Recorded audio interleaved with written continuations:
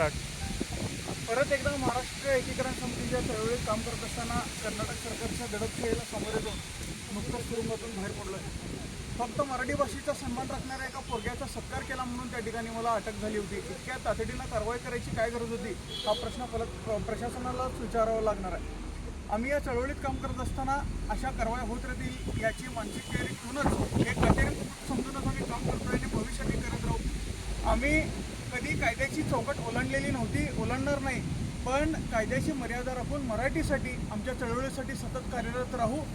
आतापर्यंत कुठल्याही परिणामाची चिंता न करता मी आजपर्यंत या चळवळीसाठी एक प्रामाणिक कार्यकर्ता म्हणून काम केलेलं आहे आणि भविष्यातही तशाच पद्धतीनं करत राहील. मराठी भाषिकांनी त्या ठिकाणी आपण वेगवेगळ्या पद्धतीनं अन्याय अत्याचार होत असताना आता कोणाची बाजू धरून राहावं हे खऱ्या अर्थाने विचार करावा आणि या चळवळीला बळकटी देण्यासाठी आणि मराठी भाषा पुसली जात असताना आपल्या मराठी भाषा